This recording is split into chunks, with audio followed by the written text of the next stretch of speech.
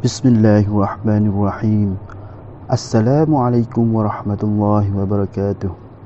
Alhamdulillahirabbil alamin wassalatu wassalamu ala asyrafil anbiya'i wal mursalin wa ala alihi wa sahbihi ajma'in.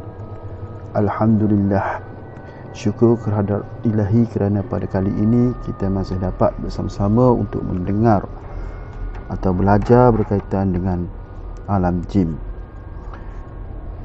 Pada kali ini saya akan menghuraikan beberapa lagi persoalan yang tertanya-tanya dalam benak fikiran kita.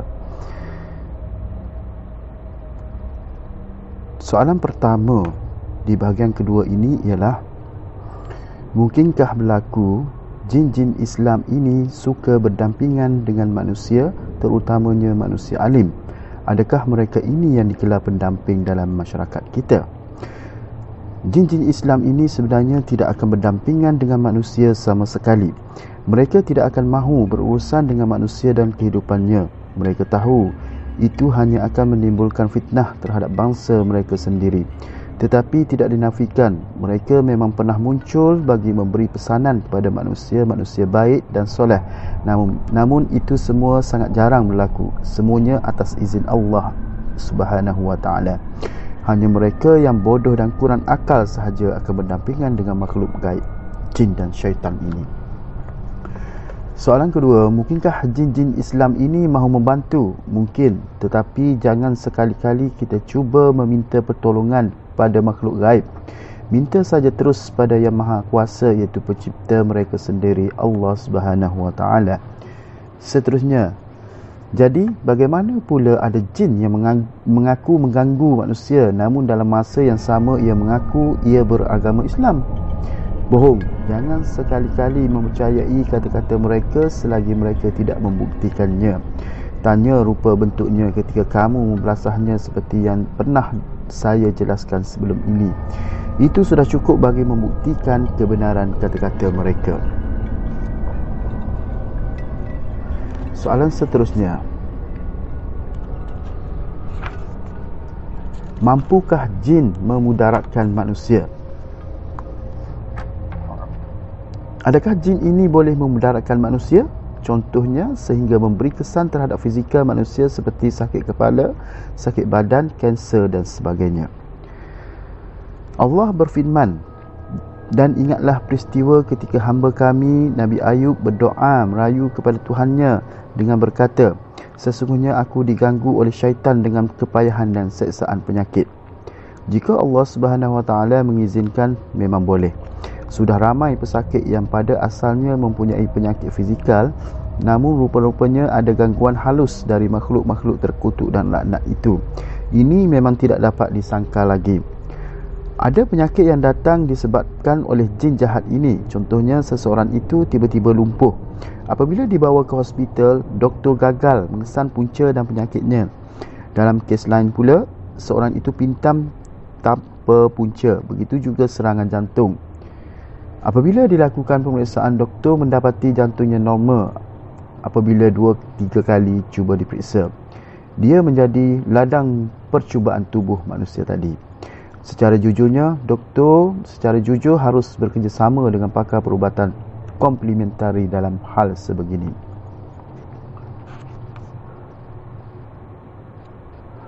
Apakah ciri-ciri manusia yang mudah diganggu oleh jin jahat ini?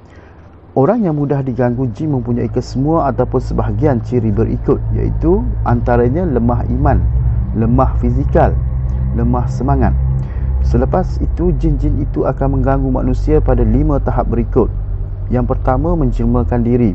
Mereka akan menakut-nakutkan manusia dengan menjelma di hadapan manusia. Tujuannya ialah melemahkan lagi semangat manusia supaya mereka lebih mudah mengganggu mangsanya. Yang kedua, gangguan perasaan. Pada peringkat ini, mangsa akan mengalami gangguan emosi, contohnya sedih tanpa sebab, perasaan kecewa yang keterlaluan, panas baran, ego, was-was dan sebagainya. Yang ketiga, gangguan dari segi fizikal. Seterusnya, badan manusia akan sakit-sakit akibat gangguan perasaan itu. Contohnya, seseorang itu tidak dapat tidur kerana terlalu memikirkan sesuatu perkara. Akibatnya, kesihatan terganggu dan tubuhnya menjadi lemah. dia akan mendapat sakit kepala dan selera makannya juga berkurang. Akhirnya dia jatuh sakit. Yang keempat, kerasukan dan gila. Pada mereka ini mangsa sudah benar-benar hilang arah sehingga sukar membezakan antara benar dan salah. Jin boleh menyerupai fizikal manusia. Dalam keadaan itu, adakah kita boleh menyentuhnya atau mereka mengganggu kita secara fizikal? Ya, boleh. Jin syaitan atau iblis laknat terkutuk ini mampu mencipta teknologi dan membuatkan manusia terpesona sekaligus terpedaya dengan kemampuan mereka. Kita sememangnya boleh menyentuh mereka secara fizikal. Contohnya, orang yang pernah diganggu ketika tidur atau istilah kena tindih dapat merasakan bulu tebal menindihnya, manakala orang itu tidak dapat melihat rupa makhluk itu. Kadang-kala pula makhluk jahat ini menyerupai seseorang yang dikenali seperti pasangan orang itu. Ini antara metod penganiayaan, penipuan dan pemalsuan mereka. Metod ini dalam kategori sihir. Sihir itu tipu helah dan muslihat yang dilakukan oleh makhluk laknatullah bernama jin, syaitan dan iblis laknat terkutuk.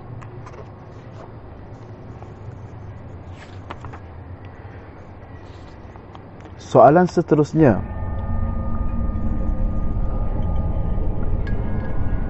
bagaimanakah dengan amalan memasang rakaman bacaan ayat-ayat Al-Quran atau ru'yah? Mungkin mereka berasa gerun juga, wallahu alam. Tetapi persoalannya, berapa lama? Mereka mungkin akan lari jauh ketika ayat-ayat itu bergema, tetapi apabila rakaman itu sudah habis, mereka akan kembali mengganggu. Ibaratnya seperti seseorang yang memasang rakaman bunyi senjata bagi menakut-nakutkan musuhnya. Ternyata musuh itu memang takut dan tidak berani menghampirinya untuk seketika. Tetapi apabila rakaman itu habis, musuh-musuh pasti akan berani menyerang. Apatah lagi apabila melihat orang itu tidak kuat dan tidak mempunyai senjata. Namun jika orang itu berbadan tegap dan mempunyai senjata yang hebat, dia tidak perlu menakut-nakutkan musuhnya dengan rakaman bunyi senjata itu. Sebaliknya, keterampilannya sahaja sudah cukup membuatkan musuh-musuhnya lari bertempiaran dan tidak berani mengganggunya. Soalan seterusnya, bolehkah jin menembusi dinding dan tubuh manusia? Boleh. Mengikut kajian beberapa orang pakar ruqyah, makhluk halus ini boleh menembus apa sahaja yang boleh ditembusi oleh air. Teori ini dibenarkan oleh jin yang mengganggu pesakit yang ketika dirawat berpeluang bertanya sendiri kepadanya. Soalan seterusnya,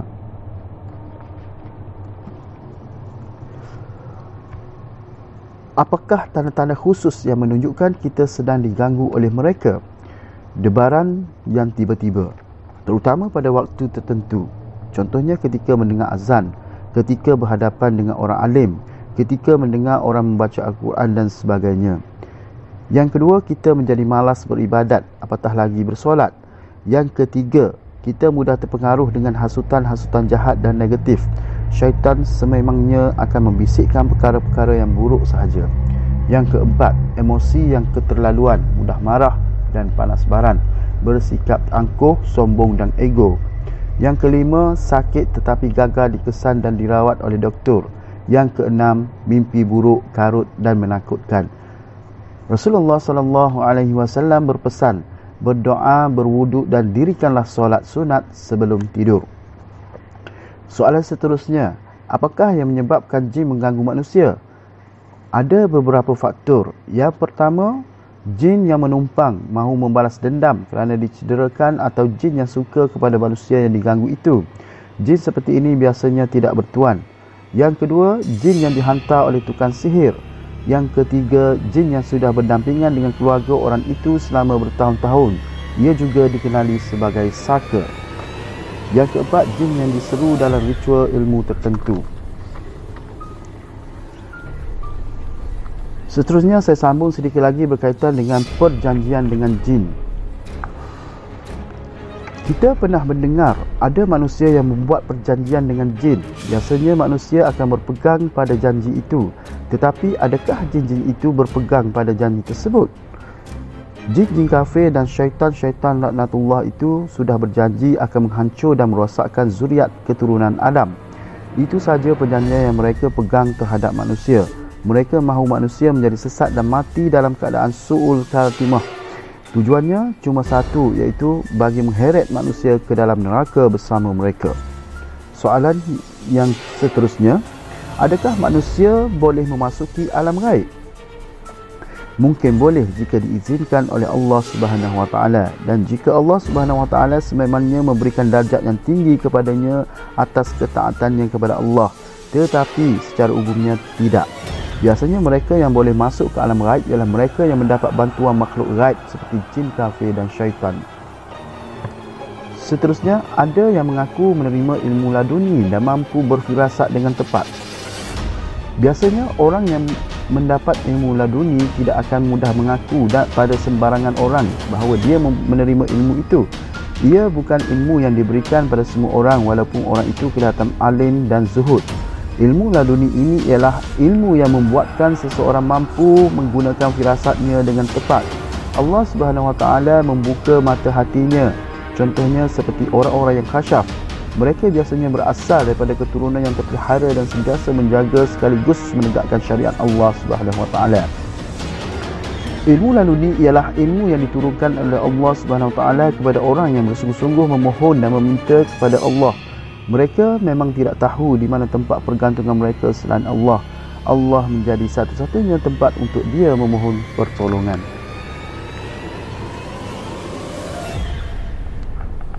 Allah berfirman, dan ingatlah ketika syaitan memperhiaskan kepada mereka perbuatan mereka yang salah itu untuk dipandang elok dan diteruskan, serta menghasut mereka dengan berkata, pada hari ini tiada sesiapa pun yang dapat mengalahkanmu, dan sesungguhnya aku adalah pelindung dan pembantu kamu. Maka apabila kedua-dua puak angkatan tentera Islam dan kafir musyrik masing-masing kelihatan berhadap-hadapan, syaitan itu berhundur ke belakang sambil berkata, aku berlepas diri daripada kamu kerana aku dapat melihat apa yang kamu tidak dapat melihatnya. Sesungguhnya aku takut kepada Allah dan Allah sangat berat azab siksaannya. Surah Al-Anfal ayat 48. Seterusnya kita pergi ke tajuk saka dan pusaka. Apakah maksud sebenar saka? Saka ialah jin dan syaitan laknat terkutuk yang sudah lama bersama nenek moyang kita. Apabila nenek moyang kita itu meninggal dunia, jin laknat itu akan beralih kepada warisnya yang lain. Sama ada orang yang mewarisinya itu sedar ataupun tidak, tujuannya sebenarnya adalah merosakkan keturunan orang itu. Bukankah iblis sudah bersumpah akan menghasut dan mengheret manusia ke neraka? Seterusnya, adakah benar saka ini ialah jin yang diambil dan dibuat perjanjian dengannya? Tidak semestinya. Ada jin yang memang datang mengganggu dan menumpang dalam tempoh yang sangat lama tanpa kita sedari. Ada jin yang datang melalui ritual tertentu yang kita lakukan. Contohnya amalan dalam sebahagian jenis ilmu mempertahankan diri. Tidak mengapakah kita mewarisi dan menjaga saka nenek moyang kita? Itu tidak boleh sama sekali. Bolehkah kita berubat dengan orang yang mengaku memiliki saka? Tidak boleh, hukumnya haram. Adakah saka mempunyai kaitan dengan barang-barang pusaka? Tidak. Tidak semua barang pusaka mempunyai kaitan dengan saka. Tetapi tidak dinafikan, orang-orang tua dahulu selalu menggunakan barang-barang pusaka untuk menyimpan saka atau saka itu mendampingi barang-barang pusaka itu.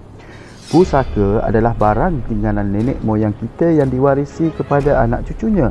Saka pula ialah satu gelaran yang diberi oleh masyarakat Melayu kepada jin yang kononnya ditugaskan untuk menjaga seseorang atau sesebuah keluarga. Barang pusaka berbentuk fizikal dan zahir, jadi sudah pasti boleh diwarisi. Saka pula berbentuk gaib dan sudah pasti tidak boleh diwarisi. Ini adalah cara golongan jin ini menyampaikan dakwah spiritualnya. Soalan seterusnya, bagaimanakah barang-barang pusaka ini boleh didampingi oleh jin saka? Apabila menyimpan barang-barang ini menjaganya dengan cara khurafat, contohnya membersihkan keris pada setiap hari Jumaat selepas waktu asar dengan rimau, kemudian dibacakan pula jampi-jampi atau ayat-ayat tertentu yang dikatakan ayat-ayat Al-Quran. Ada juga yang membakar kemenyan dan barang pusaka mereka diasapkan dengan asap kemenyan itu. asap adalah antara makanan jin kafir, syaitan dan iblis. Lama kelamaan mereka akan mula bergayut pada barang-barang pusaka itu. Sebenarnya mereka hanya mahu makan. Bagi memastikan si penjaga barang itu sentiasa melakukan ritual penjagaan tersebut, jin-jin dan syaitan ini akan menggunakan tipu helah sehingga si penjaga atau pemilik barang itu menganggap barang pusaka tersebut hebat dan bersakti. Seterusnya, apakah barang-barang pusaka yang sering dikaitkan dengan saka? Banyak. Antaranya ialah pinggan, cawan, senjata-senjata seperti keris, tombak, lembing, pisau dan sebagainya. Ada juga kain, selendang atau pakaian tertentu. Alat solek dan perhiasan wanita juga ada yang didampingi oleh jin saka ini.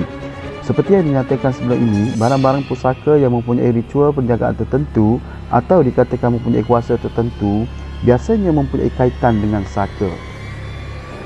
Bagaimana pula saka ini boleh diwarisi melalui barang-barang pusaka itu?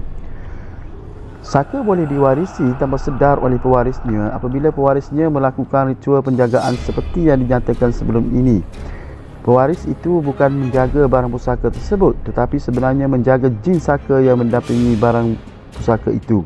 Jika pewaris itu seorang yang jahil atau imannya lemah, ditambah pula dia memang gemar dengan kuasa-kuasa gaib dan mistik, syaitan-syaitan dan jin-jin saka ini akan mudah menghasut dan menguasai hati dan fikirannya. Akhirnya, pewaris itu akan melakukan perbuatan yang memudaratkan dirinya sendiri. Kebanyakan pewaris saka dikatakan mampu mengubat pesakit mistik dengan cara yang mengagumkan. Jika pesakit menemui perawat seperti ini, mereka patut berasa ragu dan menjauhi para perawat ini dengan segera. Ada yang menjadi kebal, ada juga yang digeruni oleh semua orang termasuk lawannya. Semua itu adalah tipu helah syaitan.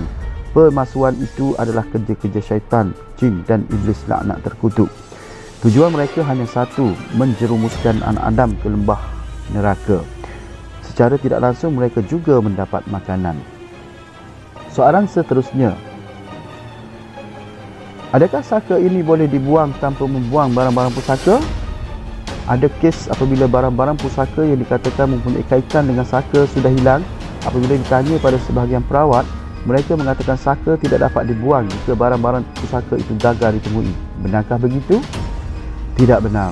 Saka boleh dibuang sahaja walaupun tanpa barang-barang pusaka itu dengan izin Allah Subhanahu Wa Taala. Tetapi jika Allah Subhanahu Wa Taala tidak mengizinkannya, saka itu tetap tidak dapat dibuang walaupun barang-barang pusaka itu masih ada. Di pusat rawatan yang menggunakan perawat Islam, secara umumnya kaedah tangkap, belasah dan pancung. Jin-jin saka yang mengganggu pesakit ini akan ditangkap dan dibelasah. Mereka akan dipaksa mengaku dan mengganggu pesakit itu dan dipaksa keluar daripada badan pesakit. Mereka juga dipaksa memberitahu tempat-tempat barang pusaka tersebut disimpan. Sekiranya enggan, mereka tetap dikeluarkan daripada badan pesakit dengan izin Allah Subhanahu Wa Taala. Kemudian mereka dikurung atau terus dibunuh. Alhamdulillah, kebanyakan pesakit itu sembuh. Berkenaan barang-barang pusaka yang hilang itu, jika tidak ditemui sekalipun tidak mengapa, tetapi jika ditemui, pesakit dan ahli keluarganya dinasihatkan membawa barang-barang itu kepada perawat yang mengamalkan cara rawatan Islam yang mengikut syarak. Ini bagi membersihkan barang-barang itu daripada unsur-unsur saka tersebut. Kemudian barang-barang itu dinasihatkan dibakar dan dialirkan di sungai ataupun dimusnahkan. Adakah saka akan pergi begitu sahaja jika tidak dijaga? Tidak. Allah Subhanahu Wa Taala ada menceritakan kata-kata iblis, "Ya Rabb, aku akan rosakkan zuriat keturunan Adam sebanyak-banyaknya bagi menemaniku di dalam neraka." Itu sumpahannya. Ayat itu jelas menunjukkan syaitan ataupun jin saka tidak akan pergi begitu sahaja. Ia akan berusaha memudaratkan anak Adam, sama ada melalui fizikal atau mental, bagi memastikan anak Adam ini lalai dengan tuntutan Allah Subhanahu Wa Taala dan dihukum ke neraka. Firman Allah Subhanahu Wa Taala dalam surah Al-A'raf ayat 16 hingga 17. Iblis berkata, "Oleh kerana engkau, wahai Tuhan, menyebabkan aku tersesat, maka demi sesungguhnya aku akan mengambil tempat menghalangi mereka dari menjalani jalanmu yang lurus. Kemudian aku datangi mereka dari hadapan mereka serta dari belakang mereka, dan dari kanan mereka serta dari kiri mereka, dan engkau tidak akan dapati kebanyakan mereka bersyukur." Firman Allah Subhanahu Wa Taala lagi dalam surah Al-Isra ayat 62. Kabarkanlah kepadaku, inikah orangnya yang engkau muliakan mengatasiku? Jika engkau beri tempoh kepadaku hingga hari kiamat, tentulah aku akan memancing menyesatkan zuriat keturunannya kecuali sedikit di antaranya.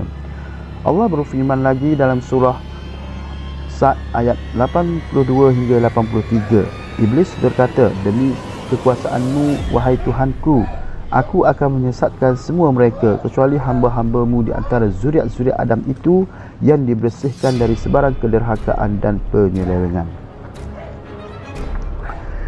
Dan soalan terakhir berkaitan dengan saka ini, bolehkah kita memutuskan perjanjian yang telah dilakukan oleh nenek moyang kita dengan makhluk-makhluk jahat itu?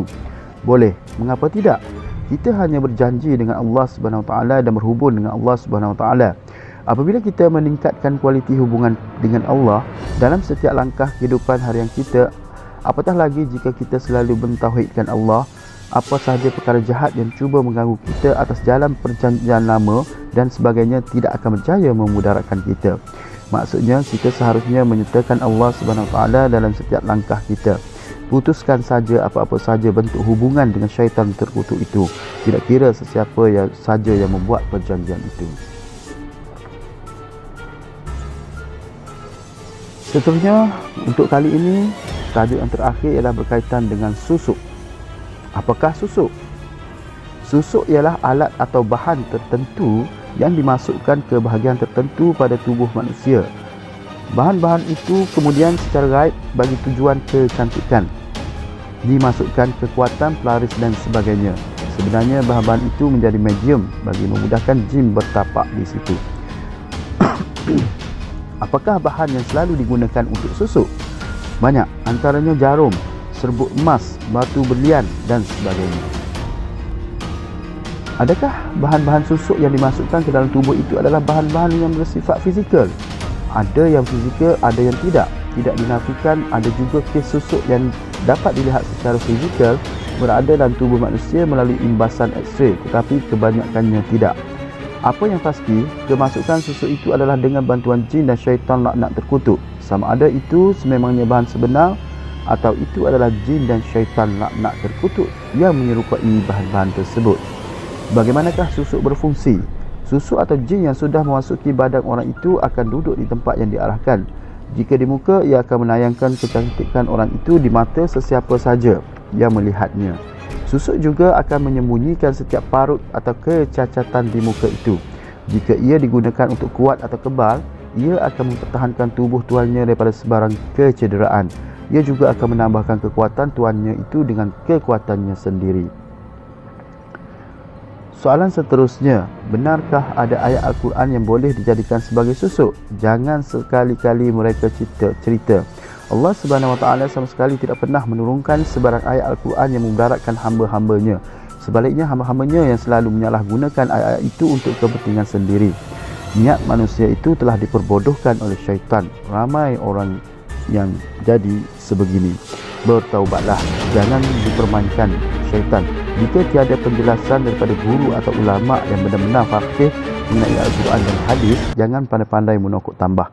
Tiada satu pun ayat Al-Quran yang boleh dijadikan sebagai susuk, tangkal dan sebagainya.